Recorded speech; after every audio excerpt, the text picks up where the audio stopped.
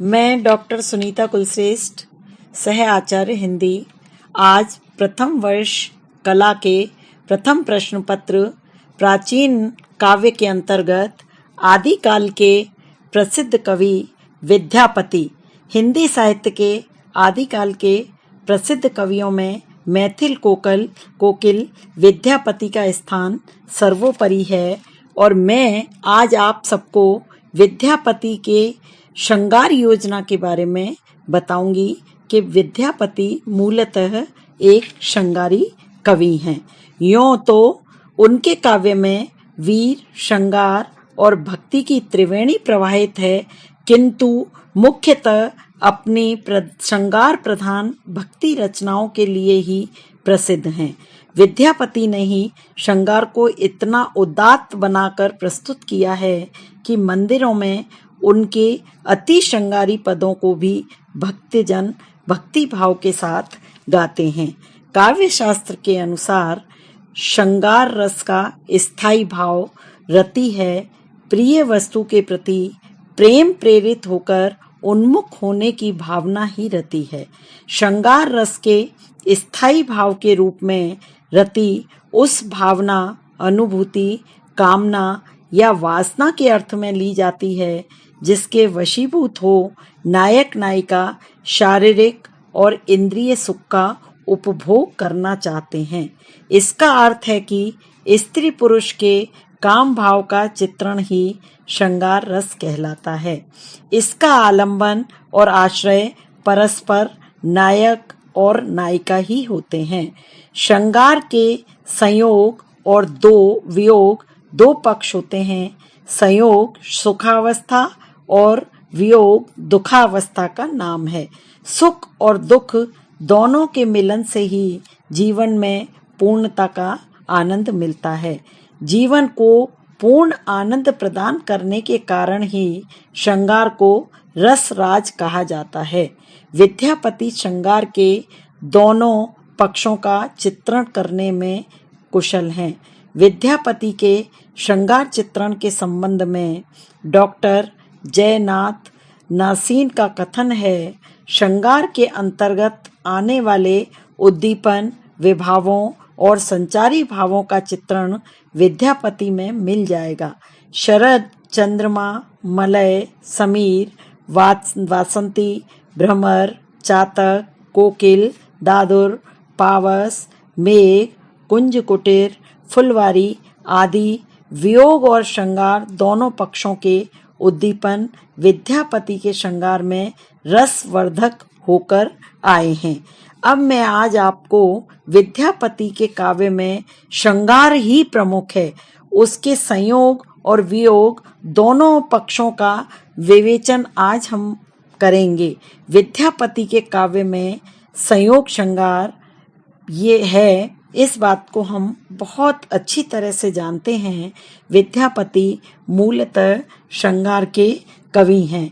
इनके श्रृंगारिक वर्णन में मुख्य रूप से मैं आपको बताना चाहती हूँ कि इनके कुछ वर्णन मुख्य हैं, जैसे नक्षिक वर्णन, चेष्टा वर्णन, वेशभूषा और अलंकरण वर्णन, वय संधि, नायिका भेद वर्णन, सौंदर्य चित्रण आदि। अब मैं आपको इनके बारे में विस्तृत बताऊंगी।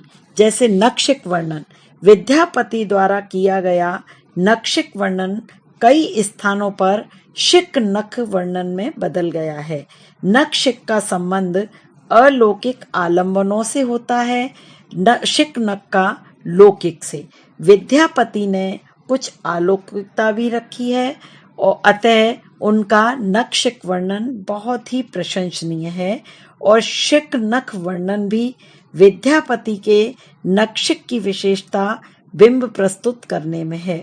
उनका नक्षिक वर्णन कहीं सामान्य रहा है तो कहीं अलंकृत। उनका मन तो अधिकतर अलंकृत वर्णनों में रमा है।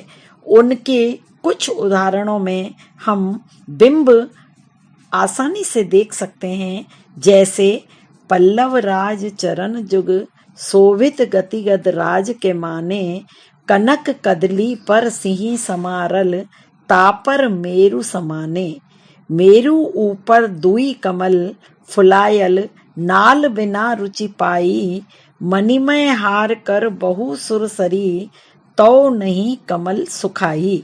यह वर्णन संयोग से संबंधित है। इसमें कवि ने नायिका के नख से लेकर शिक तक के कुछ अंगों का चित्रण किया है। चेष्टा वर्णन।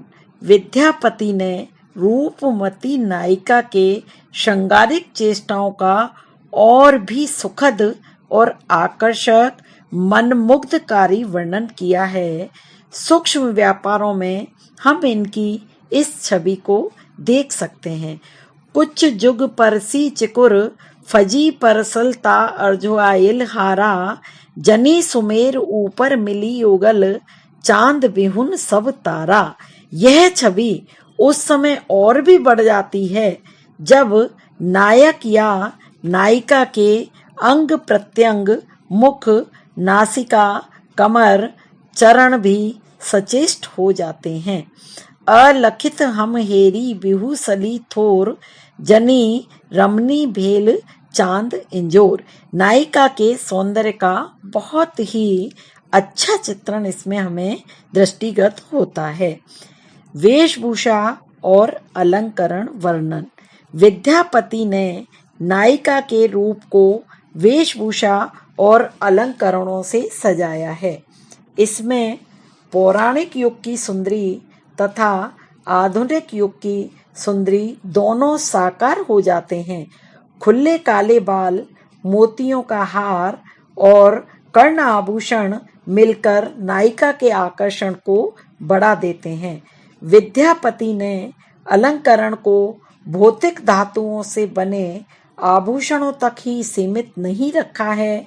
उन्होंने शास्त्रकारों द्वारा बताए अंगज, अलयज और स्वभावज अलंकारों से भी रूप सौंदर्य का चित्रण किया है। अंगज अलंकार भाव, हाव, हेला 3 प्रकार के होते हैं और कवि ने अपने पदों में इन अलंकारों का बहुत ही अच्छा चित्रण किया है। यथा सजनी अय रूप पेखल रामा, नयन नलिनी दो अंजन रंजई भो विभंग विलासा। चकित चकोर जोर विधि वांछल, केवल काजर पासा। गिरिवर गरुज पयोधर परसित, गिम गजे मित के हासा। इसमें अलंकारों का जो प्रयोग किया है वह वास्तव में देखते ही बनता है। अब मैं आपको वय संधि का अभिप्राय होता है कि जो किशोरावस्था और बाल अवस्था के बीच की जो आयु होती है उसे हम वय संधि कहते हैं। विद्यापति ने श्रृंगार रस को साकार करने के लिए नायिका की कुछ विभिन्न अवस्थाओं का सरस वर्णन किया है। नायिका की वय संधि से लेकर पूर्ण यौवन होने तक की स्थितियों का विद्यापति ने बड़े मनोमुग्धकारी ढंग से चित्रण किया है। इस चित्रण में कवि का सूक्ष्म निरीक्षण और मानसिक दशाओं की जानकारी हमें रस दशा तक पहुंचाती है। सेसव जोवन दुहु मिली गैल, श्रवणक पथ दुहु लोचन लेल। वचनक चातुरी लहु लहु हास, धरनीय चांद कयेल प्रकाश। मुकुर लेई उब करब सिंगार, सखी पूछिए कैसे सुरत विहार।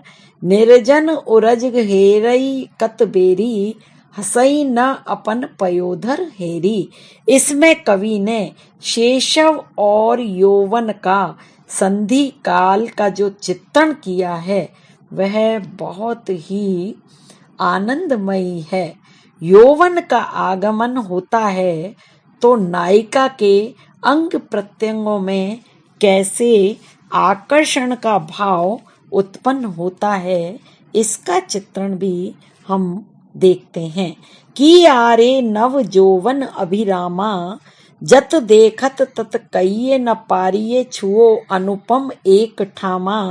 लोल कपोल ललित मणि कुंडल, अधर बिंब अध जाई, बोह भ्रमर नासा पुट सुंदर, से देखी कर लजाई। इस पद में नायिका के युवा अवस्था में जो अंगों का चित्रण है वह वास्तव में बहुत ही सुंदर ढंग से कवि ने किया है। आज मैं आपको इतना ही बताऊंगी, शेष बिंदुओं पर अगले वीडियो में चर्चा करेंगे। धन्यवाद।